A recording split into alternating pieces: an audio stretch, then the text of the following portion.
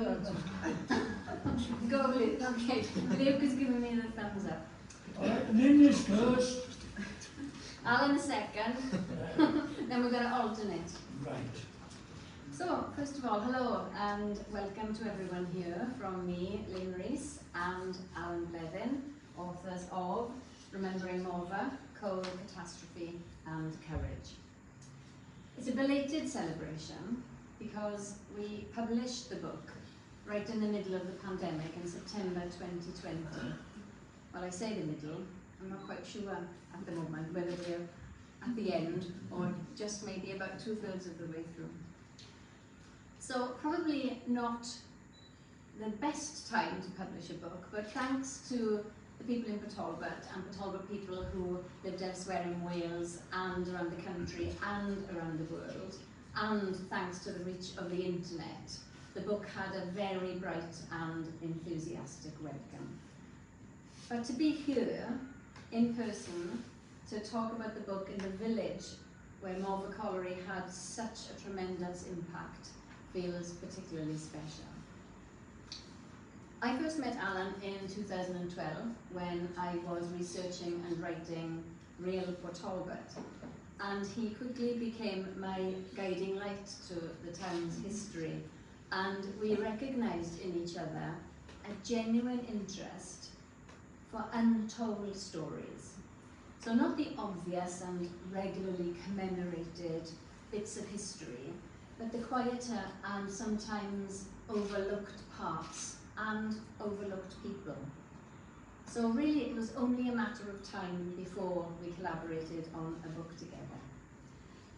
And it was in March 2019, after we both attended a service at the memorial to Morfa's miners at Tata Steel on Margam Moors, where the original mine was located, that the seed for this book was planted and it started to grow. And it's that site at Tata and some of the people who lived and worked and died at Morfa, Alan's going to introduce you to for the next 10 minutes or so. Right. Now then, unlike Lynne, I'm not very good at this type of thing, talking in public, but I do my best. Reason being, I still don't like big words. I went to Grove School. Anybody know where the old Grove School was in Grove Village? You were still using slates then in them days. Remember it well. But I was a slow starter. I couldn't read and write until I was gone 11. So, you know, but since then, even though I still don't like big words, I have wrote a hell of a lot. In fact, I'll tell you how much I've written somewhere. I got on my laptop 43,000 local people on my laptop and 500,000 texts to go with it. So, no big words, mine, but that's a lot of words over 22 years. Anyway, carrying on. Hands up, anybody, can you all hear me? Yeah. That's good. Hands up, anybody that does not know where the Morfa pit was. Oh. I thought there'd be a few more, but that's all right. Right. Here, I've got my excellent doodle map. Now then, you all know where the 12 Knights is. Yeah. Tolgate Road. That's there. To the left, we got Tuchen na Wal on the A48 to Taibach. Yeah. Tuchen na Wal, anybody know where that was? Yeah. It's in the little garden today, little park opposite Stallgate Garage. Coming back the other way, Brombill Pit behind Tolgate, Margam Abbey, and the road to Pyle.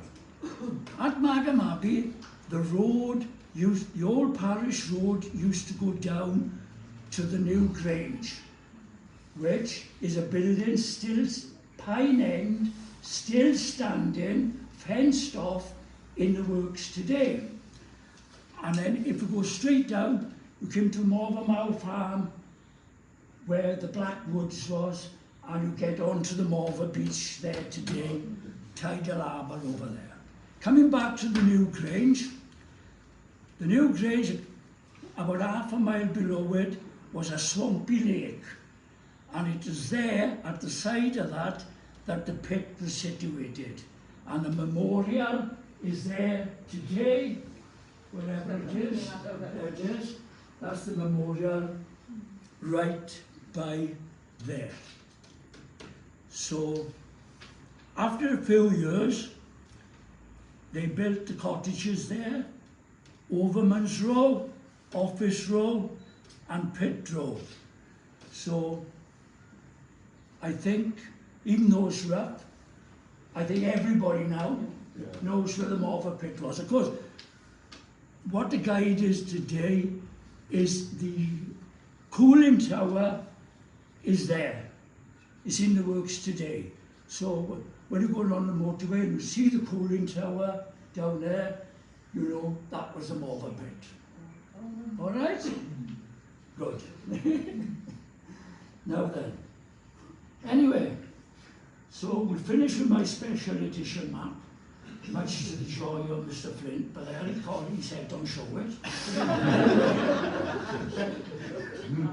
My Morfa story begins with a man by the name of Edward Daniel, a collier's son from Llansamlet, Swansea. He arrived at Latiari on the top parish road, Margam, in 1815. That was some 30 years before the pit was in being. And he became a mining engineer for the Taibach Copper Works, which in them days was owned by the English Copper Company of London. And then some 30 years later, in 1839, he held the same position when the Vivian family took over the copper works. And the copper works, in no time at all, by 1842, it had outgrown the coal that was being produced at the Brombill pit. So Mr. Daniel had to find another source. He knew for another source because he knew that down near Pyle was a pit called Brindoo. And he knew about that pit because his son, Benjamin Daniel, had married a girl from Tuchanawa. Okay? The schoolmaster's daughter. And Edward and Benjamin, the son, used to go down the pit and walk all the way along the levels, out underneath the Margam moors and out underneath the sea, which it went, and up to Aberafan. So he knew there was plenty of coal there. So he didn't hesitate. When he needed more coal, he went down to the moors and done boreholes. Sure enough, plenty of coal. So then, what happened next?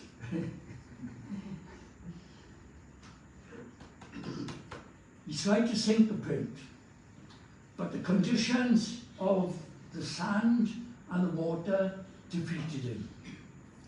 So, because he was coming up to retirement age, the Vivian family thought, right, we got to get somebody else, another mining engineer, to assist him. So they sent up and got a bloke by the name of William Gray, got William Gray to come down. He was from Washington, County Durham. Come down here and went to see the site of the pit. And straight away, as soon as he saw the site of the pit, he thought to himself, I'm going to have to get help here. So he sent back up to Durham, and with the aid of a chap by the name of William Barras, who was the leader, he got half a dozen men from up there, his own pit, to come down to assist him.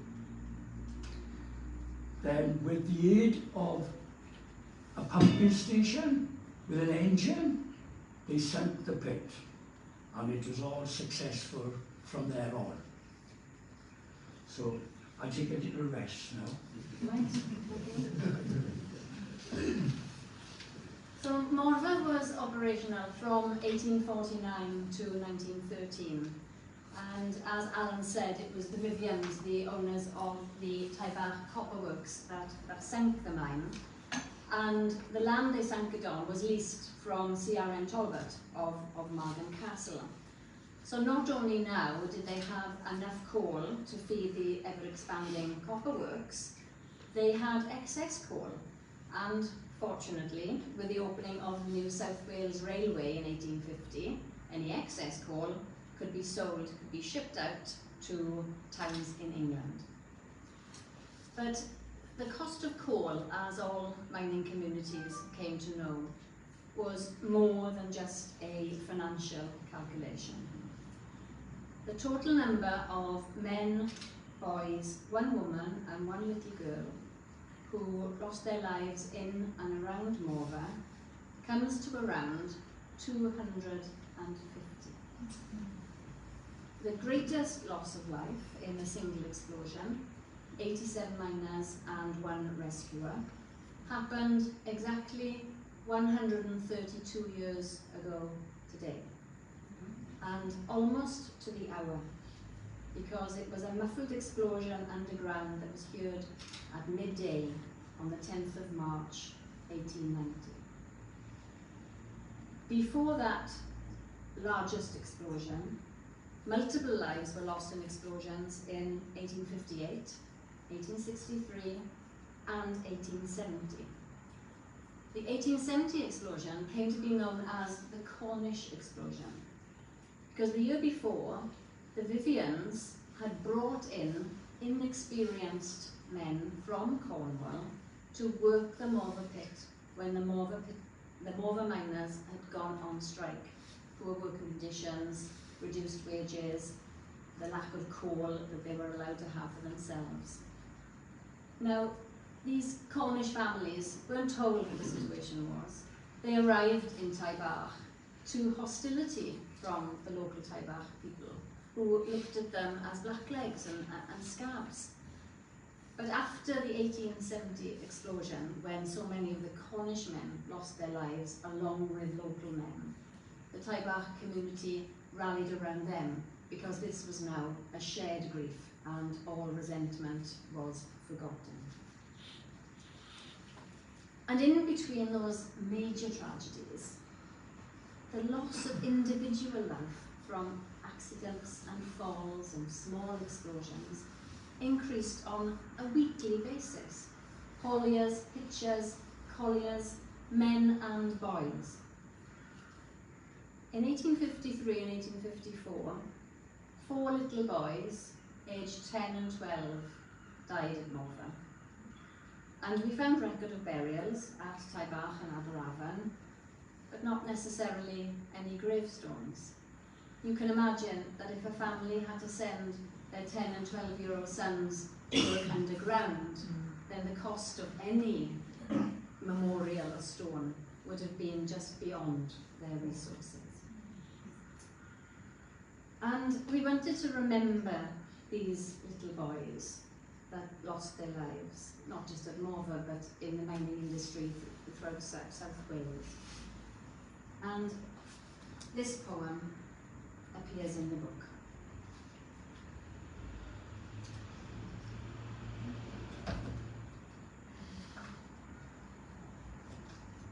Lost Boys. In memory of all the boys who died at Morfa.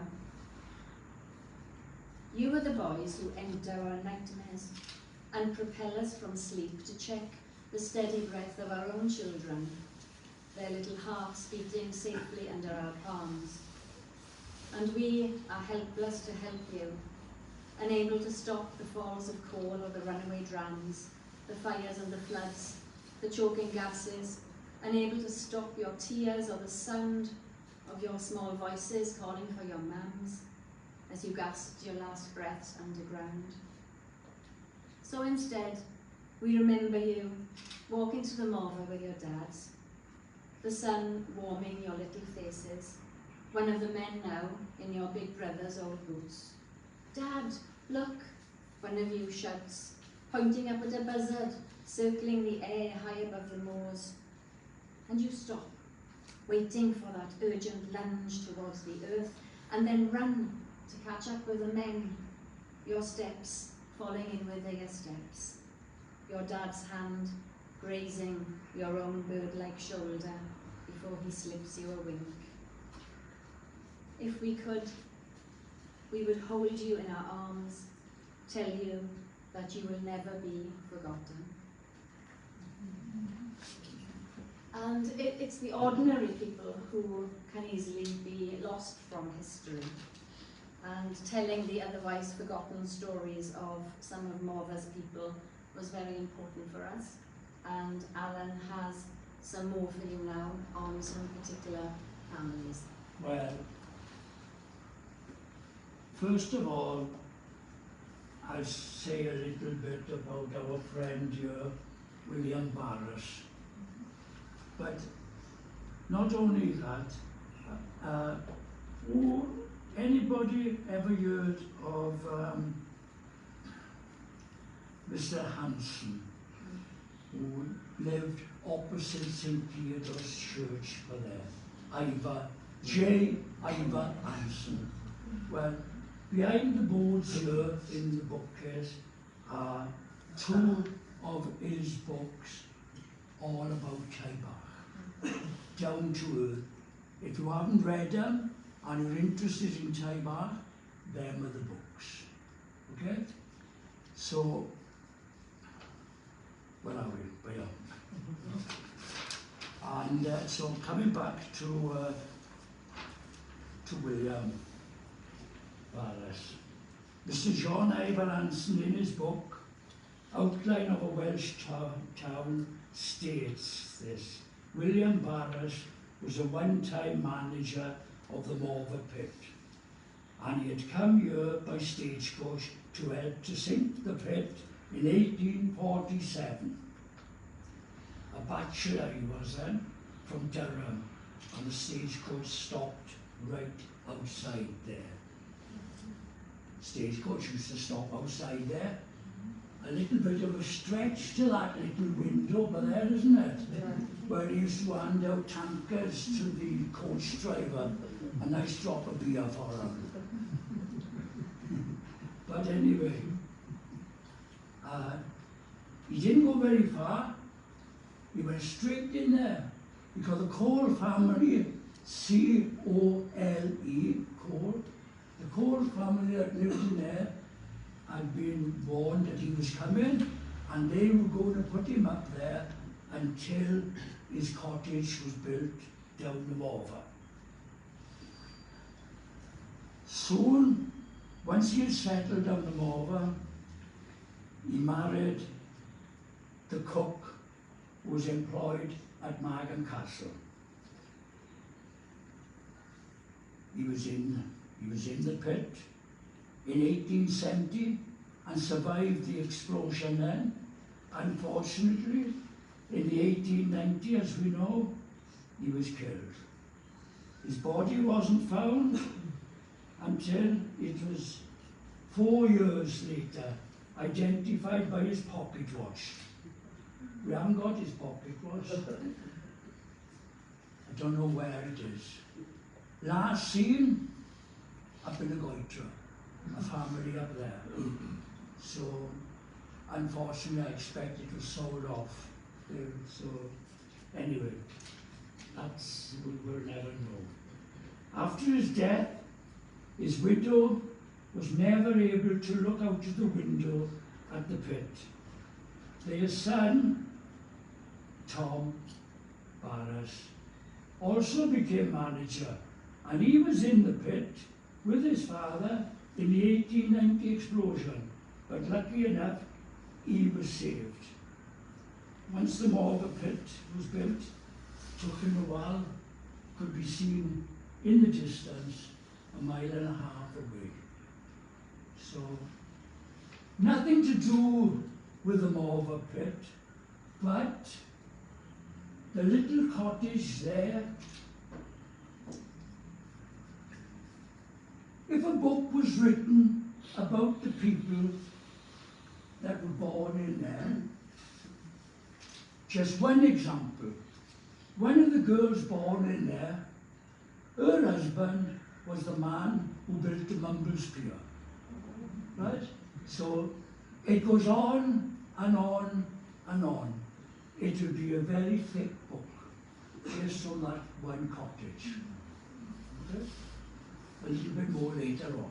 Okay, I thought you were going to do a little bit about the Pepins. Well, I thought you before were I going do. to read the poem first. All right, Okay. yeah, let's do that, yeah. A bit of conflict. It often happens. Well, not so much now, but it used to. Just hell of a job to stop her from climbing over railings to get into chapels and God knows what. Well, you say that when me and Alan first got together in 2012, and I said, look, I'm going to go and find this, I'm going to go and find that. And one of the things I wanted to find were some brickworks at Bryn, which Alan had never been to. And I dragged him over barbed wire fences, through bogs, dodging the golf balls on the piled golf course.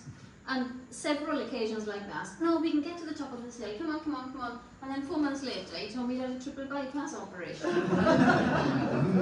And believe it or not, now, on visits that we will make to the same spot now, you can park the car by the Royal Oak pub in Bryn and walk along the flat until you come to the same brickwork.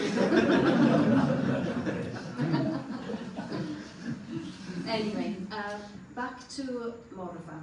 And Alan mentioned that the overman of Morfa mine, William Barras, his body wasn't found until 1894.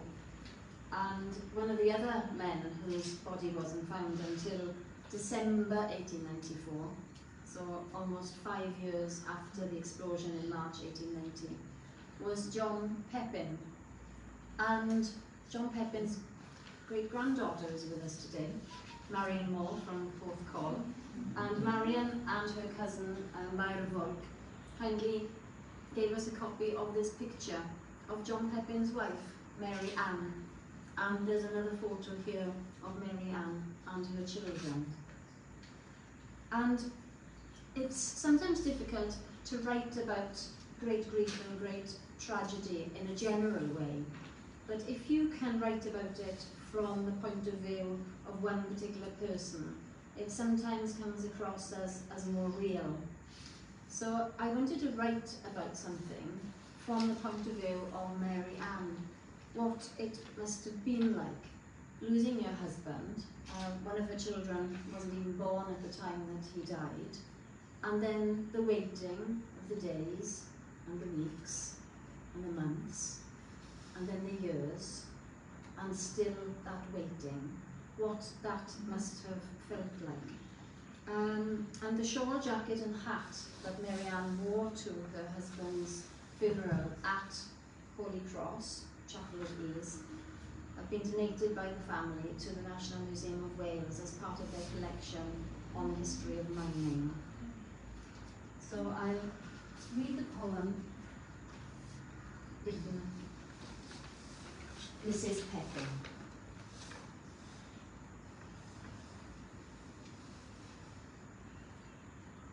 It is an unearthly thing to bury a man almost 5 years dead. You swing from cold grief to release, from the ache you still carry in your blood and bones, to the comfort of the hymn you sing in the chapel of ease. It is cold today. Your 2 youngest girls, 4 and 6, have stayed at home. The 2 boys fidget next to you on the wooden pew. The memories of their dad as faint as ghosts.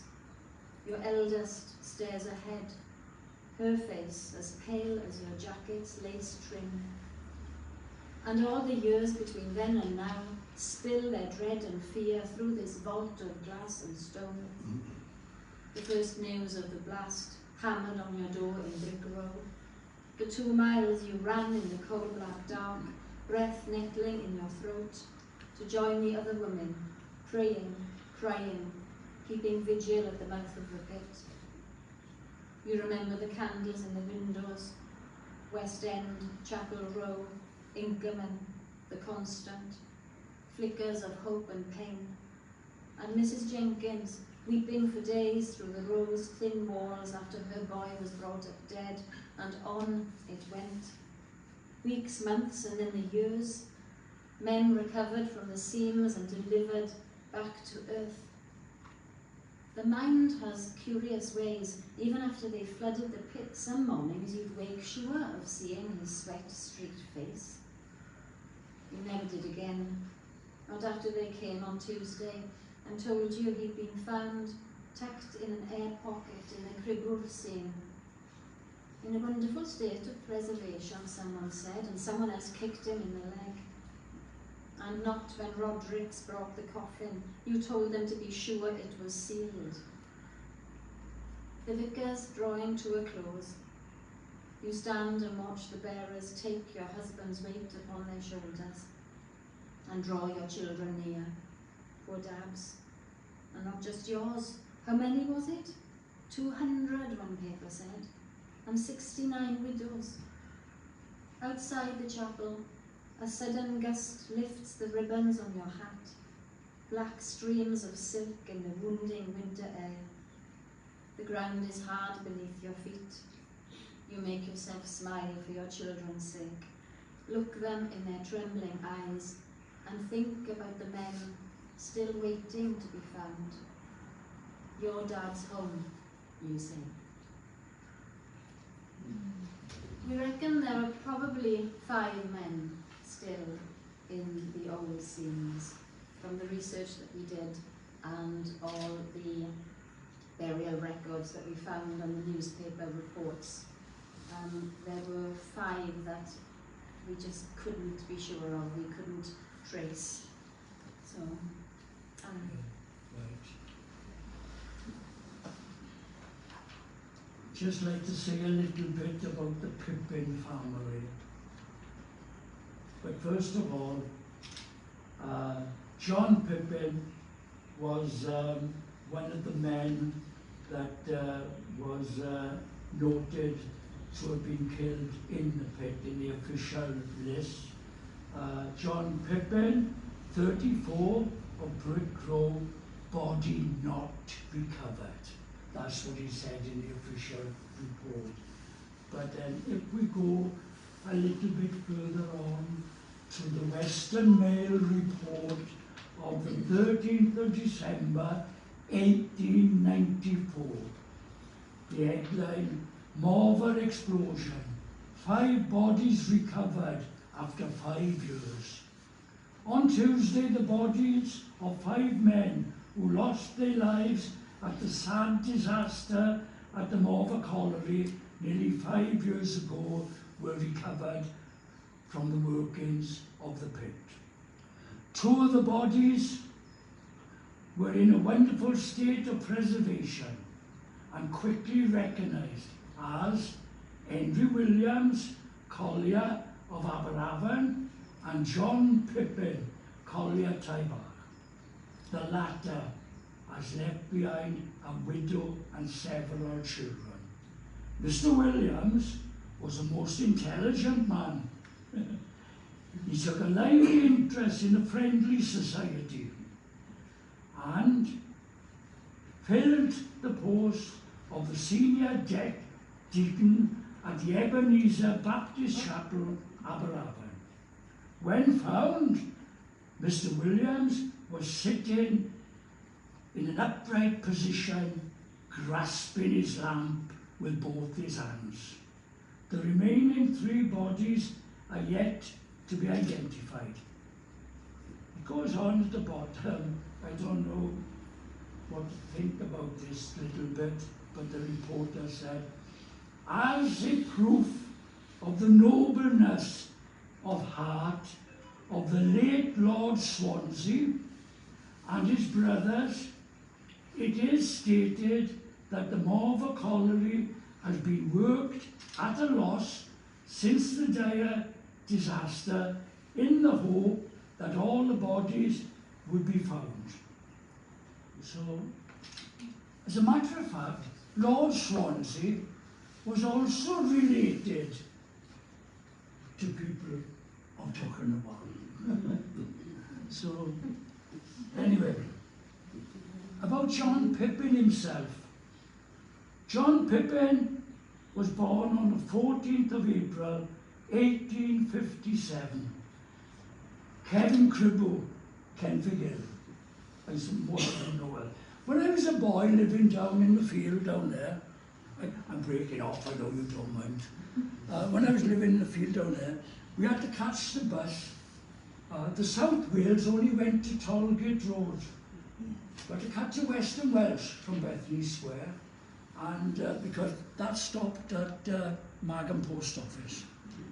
I was going to Kenfigill. I always used to ask my mother, where is this place, Kenfigill? This was in 1947, like, you know. I didn't have a clue where Kenfigill was, where the bus was going. But anyway, I was born in Kenfigill. Kevin Cribble.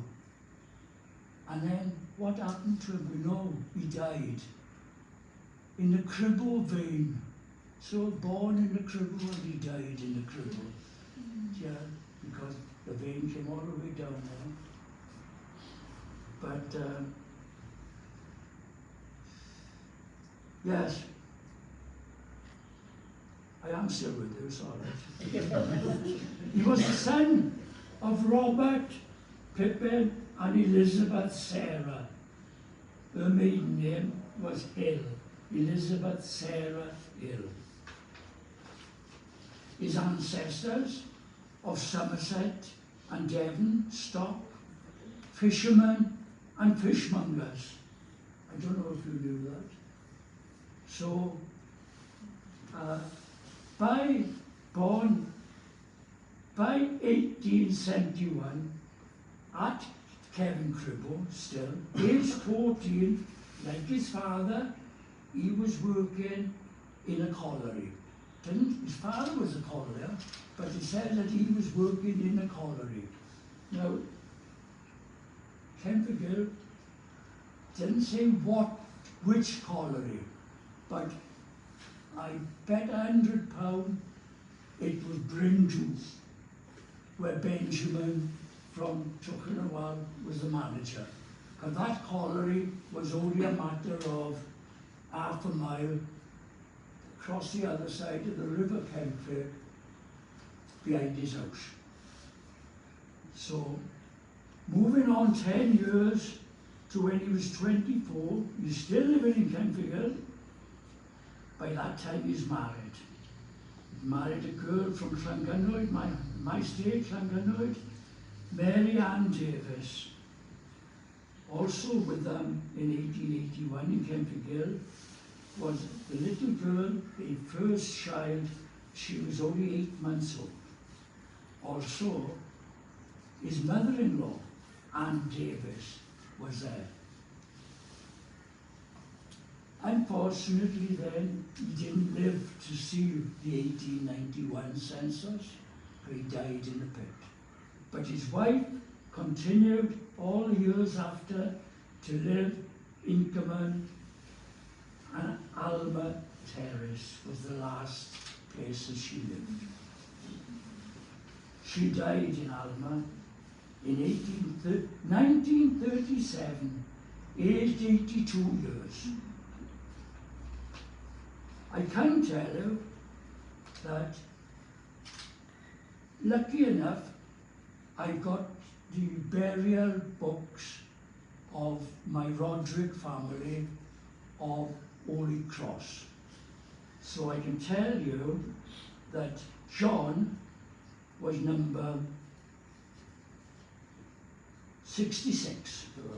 He was number 66, his grave, and he was buried on the 15th of December 1894.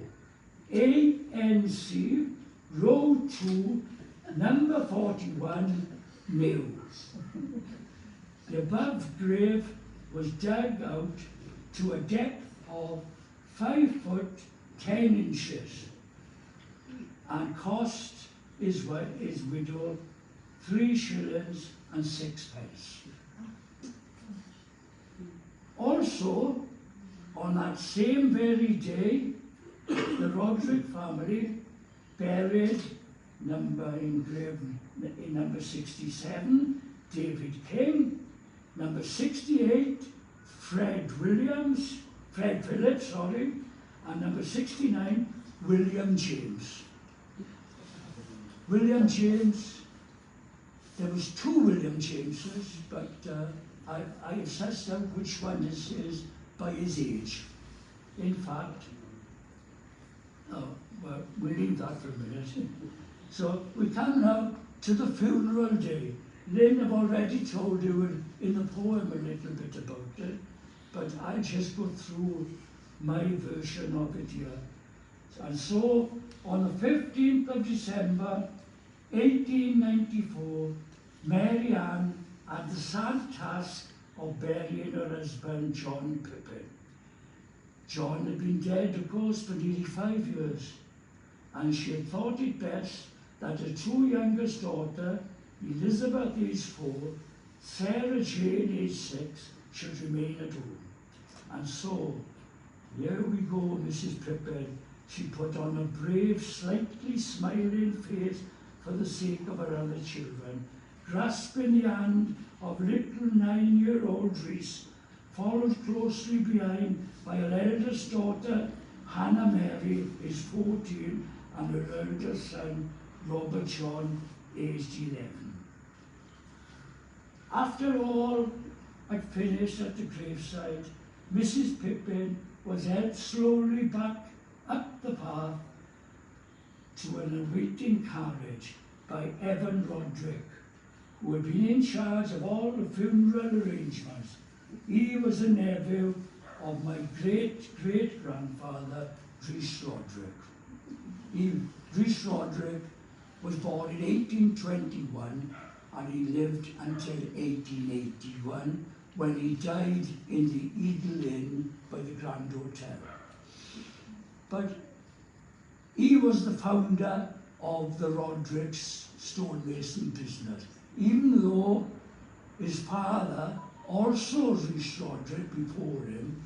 If you ever go into Markham Castle, you'll be walking in the hallway on black and white marble tiles.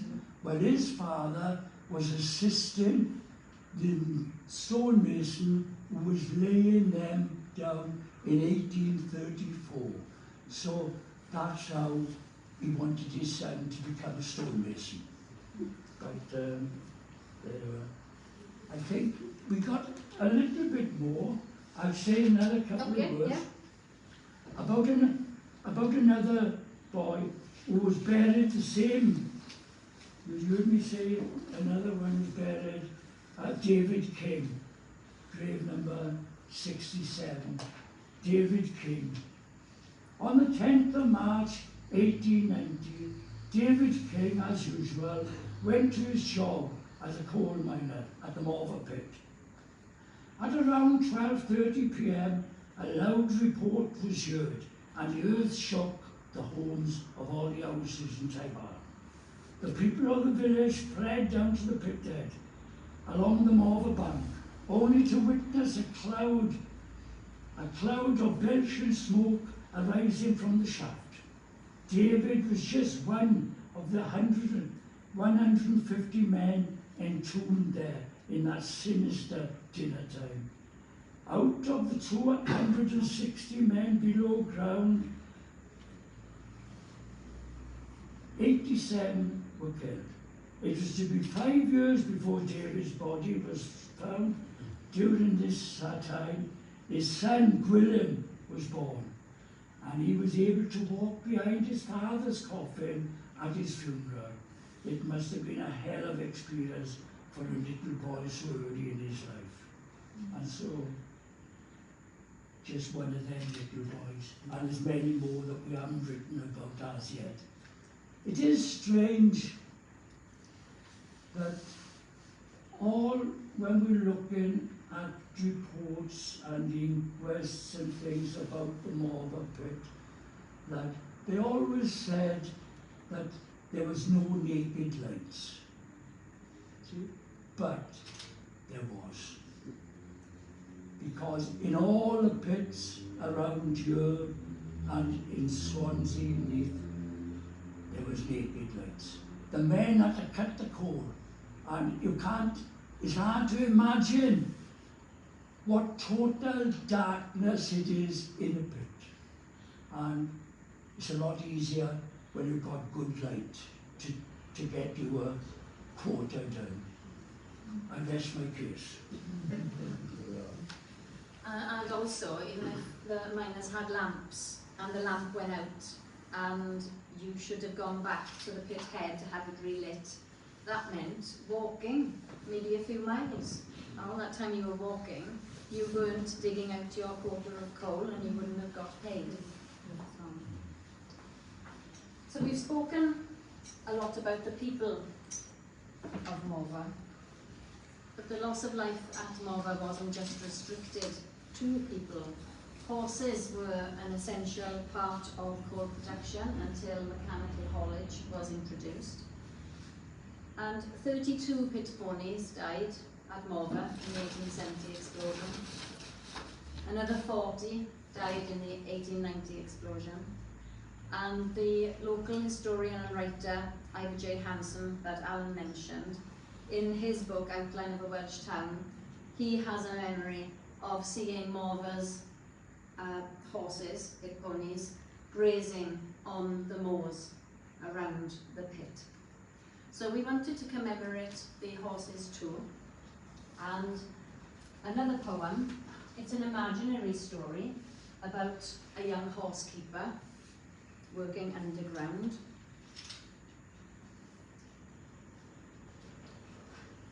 The horsekeeper. In memory of all the horses that lived, worked and died at Morfa Colliery. I've learned to ignore that mad flicker in their eyes when they first emerge from the dark into the day. The flattened ears and whipping tails, the pull on the rein. I hold them firm until they still, until the familiar world of shadows starts to fade and they get used to the light of day, whinnying and snickering the further we walk from the mine towards the sea. The men always laugh at me when I swear it's the salt in the air that calms them. You put too much store in those beasts, they say. But Mam always says, salt helps cure everything, whether it's the sea, the sweat of work, or tears. And she should know, 6 of us clinging to the apron of her grief when Dad was brought up dead 4 years ago, and she cried enough to fill another pool at Morfa. I think the horses saved me then. I used to bury my face in their coarse manes, scratch my fingers through their short coats. I shed their heat, their smell, their breath in those black seams, just like I shared them with my dad. Who knew comfort could hurt like that? End of shift, I come here and watch them graze, so peaceful, as if this life of sea, air and grass is all they'll ever know, will ever know. I wonder sometimes if they dream of working underground, of strange sounds echoing in the deep, or when they descend again after 2 weeks, if they dream of sunlight, their nostrils flickering while they sleep, the way I dream of Dad, the scent of him inseparable from the scent of horses. Thank you. Alan mentioned, it's on his map, New Grange, the ruined wall that's been buttressed on Tattersteel land and fenced off And there's a photo in the book of that wall with the horses grazing around it. It's much later, It's also I'm later. sure. 1930, oh you got it there, 1930s and 1940s. Alan, anything else to add, or should we bring Well, it to a just a close? little bit on to finish off on horses. Of course, after the Morfa pit, I'm lucky enough, up the road here, we had the Goitra levels. And I'm lucky enough to have over 100 photographs of the horses and the men from that pit. So, not only that,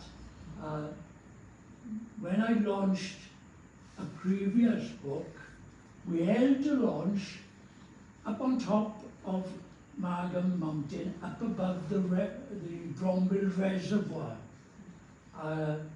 by the ruins of a farm, Lantana-Gross. And what's interesting is that the horses from the Goitra farm, that's where they took them for their fortnight's summer holiday. And it was the home of the grandfather of my mate, Charlie Rowland of Tillergig Van Brombill, who died earlier this year. So it's nice to think of the horses up there on the very spot where some stupid bugger decided to take people to launch a book. One other thing, because we got a bit of time. Time doesn't mean, I told Lynne, there's no need to worry about time in Tyne Art Library, because we're here before the day of the railway and we was on Tyne Art time. Down there, on the wall there, you can see the lamp broom painted. Can you see it there? Well, down the road here, when you go past, down this, through Taibach, past Eastern School, to the Catholic Church on the left-hand side, there's a big house there. My family built that house there, and the daughter from that house used that building as a schoolroom. It wasn't satisfactory, to dirty and dusty, so she went down to Margam Castle, saw Emily Talbot, told Emily Talbot about it, and without any bother, Emily Talbot built the school and church down in the Morfa. Oh, one more. There's a guy out there who's been looking at us all the time. You see him? He's the gentleman who enabled us to have this library here today.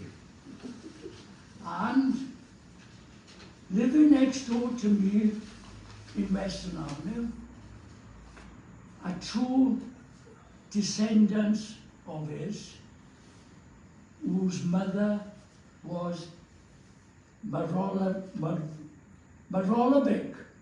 She had come from Boot Town in the docks in Cardiff. And her ancestor was a 5 times Commonwealth gold medalist, and he's practically unrecognised water polo and swimmer from Cardiff. But anyway, that's him. Okay, so lots of people have a copy of the book already, and you know that the names of people who died in and around Morfa are listed at the back. Since we published the book, we came across another possible 2 or 3 people who'd died there. So we went back to the research, did some comparisons with other resources, and found probably another 19 or 20 people who actually died in and around Morfa. So if you buy a new book now, you get a copy of an addendum tucked in the back with those extra people. If you already have a copy of the book, and I don't have enough copies of the addendum, I can email people PDF copies of it anyway, so just let me know and I can send them out to you. Holy Cross. So many of the Morfa miners were buried at Holy Cross. Yes, people were buried in Margam and Aberavon and further afield as well. But there are a lot at Holy Cross. And in the last few months, since the beginning of this year, Alan and I have been searching for them, because some of them were so overgrown. We have cut through so much holly up at Holy Cross, I tell you. But we've now located and photographed all the Morfa miner graves at Holy Cross, we think. And there is a Facebook page, Friends of Holy Cross, because it's now deconsecrated and used as a chapel of rest for Port Talbot funeral services. And the Facebook page has an album with the photographs of all the miners.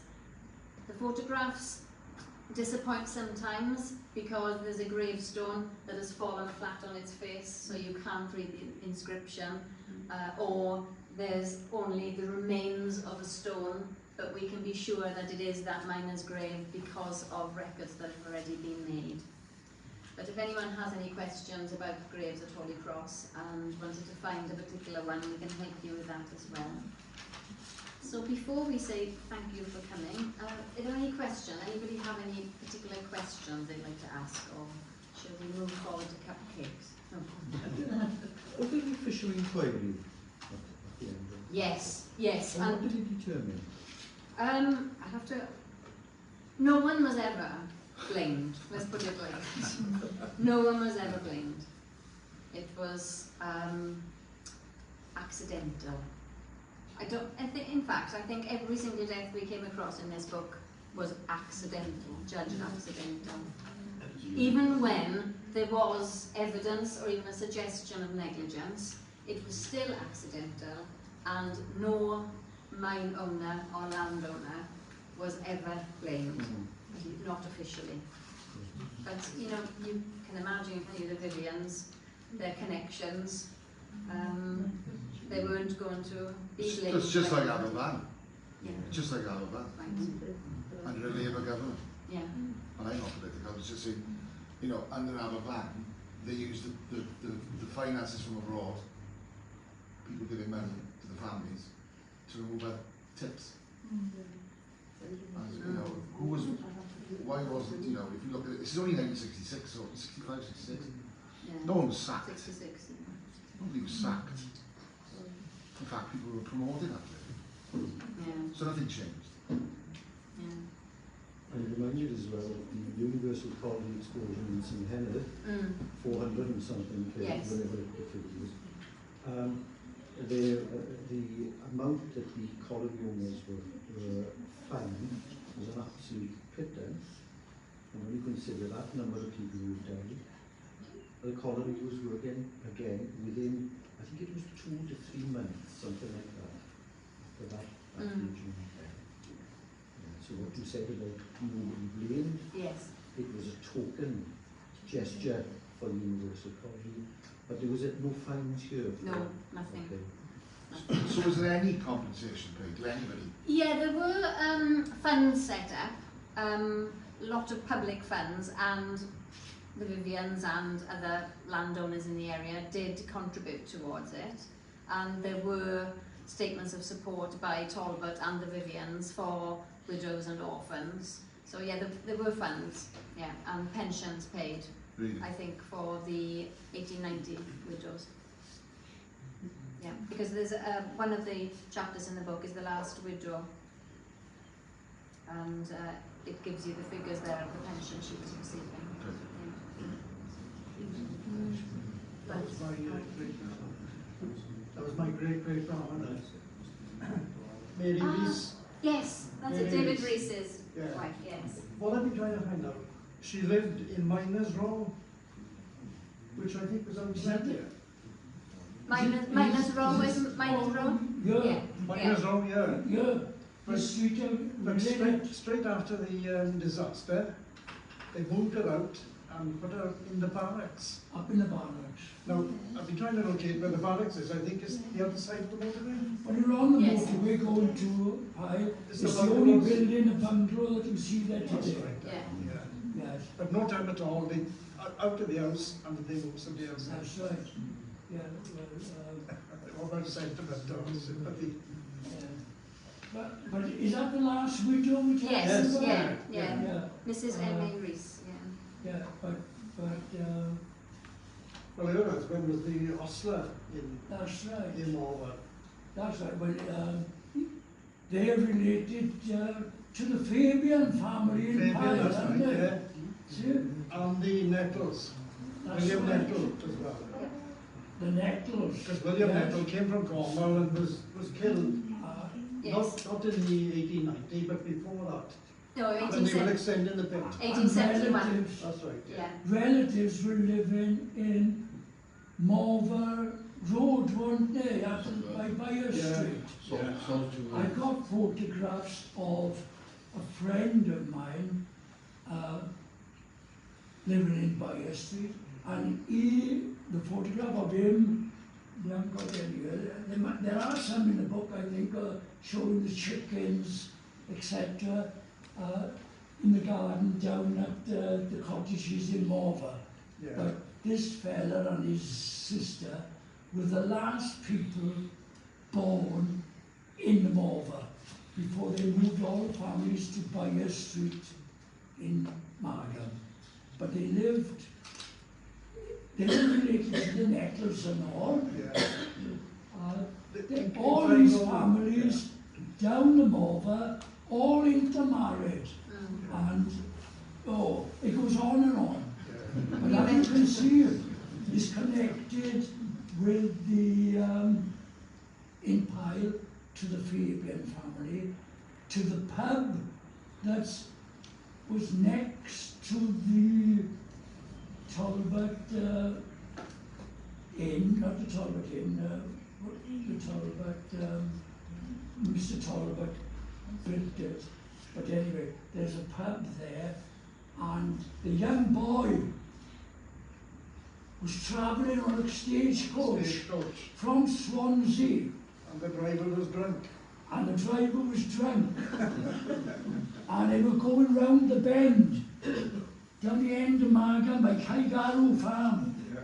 And the coach overturned, and the little boy was thrown out. Little did he know he was going to Bristol, to where his father lived. Yeah. Little did he know that he'd come back and he'd be the landlord of the pub in Pyle. Yes. You mentioned William Nettle, who Yeah. was killed at Morfa in 1871, and his grandson, David Nettle, was Yeah. killed He was at killed as Morfa well, yeah. in 1888, I think it was, 1888. That's right. And there were a number of father and son deaths at the pit. Yeah. And they came from Cornwall, from St Agnes. Yes. And down in the docks, opposite Harbour House, they used to have a little boat that used to go around the docks, taking people from different places. And one of the blokes in charge of that little boat was Nettle. Yeah. And I spoke to you before now. Remember when before they put the monument there, when they dismantled the pit entrance yes, to build more coke ovens, yes, the timber was taken, the joist was taken to the engineering workshops in Port Talbot. Well, I had a piece of that timber, and I told you I made a pen out of it. that's how they got it. Yeah. I was space is limited today. No, I know, I don't. I got it. I have got it. I was Yeah. going to put it up. But So that's, that's it. the that's the actual timber of Made from Morfa timbers. yeah. Over timber. Amazing. Very marvellous. I've forgotten. I haven't forgotten about it, but I've forgotten that it was you. Well, oh yes. Yeah, just one question. What's that? I did read somewhere that a lot of the miners' wives had a premonition that the disaster would take place, and there's a poem written about it. Yes, it's difficult. There were things in the paper at the time that some men had stayed away because there had been omens or ghostly sounds in the pit, and that had warned them that a disaster was going to happen. But it's so difficult to really prove anything like that. newspaper There's reports. also known of the red dog of Morfa. Yes, yeah. Which is a lot of superstition at the time. Yes, yeah. But the thing is, the sea, some of the scenes were so close to the sea or under the sea, then you would have had unearthly noises or strange noises or, you know, inexplicable breezes and all sorts of things going on underground. So, Can I just say, I worked in the post plant and Comcast in the works there for 40 odd years, and it's that the more you talk about, I was only like 200 or 300 yards away, and I'd seen when they were creating a new plant in the Comcast, as soon as they dug sort of 10, 15 foot down, there was hitting water. As you know, the 12 nights, the road went to 12 nights at the sea level. Yeah. So I was just wondering, what sort of conditions were these miners working in at? Was it constant water being pumped out all the time Yes. in order Yeah. for them to work? Water had been pumped out all the time. Because And of course, when they made the mills in the works in 1954, they've been pumping water out since then, you know? yeah. So I'm just wondering what sort of conditions were they oh working yeah, in? and of course, some of the miners that were in the slants going out under the sea, they were so close to the surface of the water that on rough weather they could hear the water above them. In the waves, yeah. But in that corridor going in the works, Yeah. didn't you see me there? Yeah. It's an exhibition there, isn't it? I see you going in. I work in Comcast as well. Yeah. I see you every shift. My son said, hey Dad, It's a good I thing. had to go across there last week, he said. And I was walking back. Bloody hell, you man there. You know, since you've done that exhibition, Alan, in 2014, every time I walk past there, and it'll be hundreds of times, I see something different every time. Yes, In the that's displays, right. You know, which is fascinating. That's right. We're talking about Mr. Anson's books behind her. I've read them 50 times, and other books 50 times. And every time I read the book, I find something different. Why? Because since you read it the last time, your mind, I've seen other things, Yeah. and boom. And you make connections and tie the Yes. stories up together, yeah. Can I just say, my son and I now, we were looking for my great-grandfather's grave up in Chapel of Rees, Yes. and to our surprise, we did find it. And what we found next to it was the guy you mentioned earlier on, William James. Oh yes. His grave is next to my great-grandfather. There are Oh, two, yes. there are two And he William was James. 41 when he Yeah. died Um, in 1890. Yeah, that's right. We found that yesterday. Oh, good. The- Yeah, well, Yeah, but you've got photographs, because, Yeah. they've all been cleaned up now. That William James was Margam, like, see? The other William James was a Carmarthenshire boy. And in fact, his wife came from a farm right next door to my Blethyn farm. I'm Roderick on my mother's side for the stonemasons, but I'm Blethyn from farming stock from Llanboidy. So when you go into Tenby, you'll see the sign in the St Clair's area for the chocolate farm. But if you follow the signs to the chocolate farm, our farm was dead opposite. So, just to summarise, the story of Morfa is inevitably a story of unimaginable loss, and the sadness when we were researching it was palpable, particularly when you came across the lives of children that were lost there. But it's also a story of courage and a testament to the spirit of the Taibach community too. And that's why we felt that it was a story that needed telling as a whole. But we do think there are going to be spin-offs from it now, as we take maybe one small aspect of the Morfa story and expand on that and produce maybe smaller booklets as we go along. Keep your eyes open. What we're going to do is this. It's going to be same size, A5, 20-page booklets on sale for £1.50. Do you understand?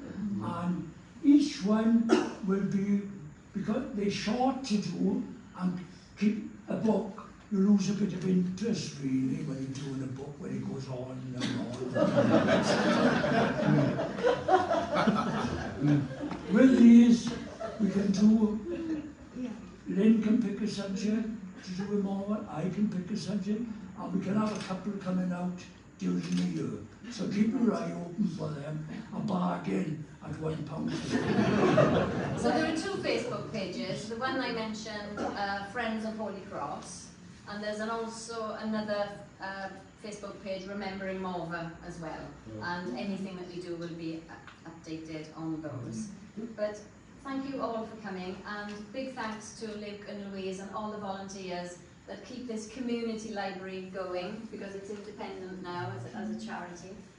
And we have copies of the book for sale. I've also got a few copies of Real for Talbot that was reprinted with an addendum at the end of last year as well.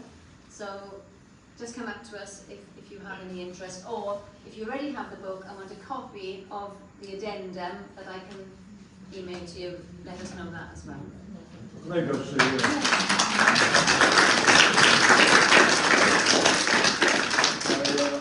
I know this is informal gathering this afternoon, but I made it my business that I wanted to be here as a mayor of Newport Talbot.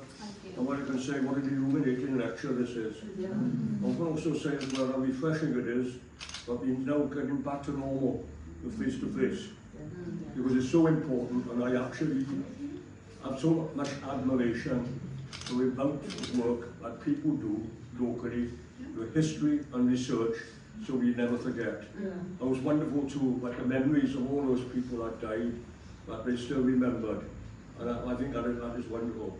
So I'll just say a few words. I say it's a great pleasure to be here. I found it very refreshing, as I said, and thank you for all the work that when you put into this and the input into it. I know it's taken many hours and a lot of research. Thank you. Thank you.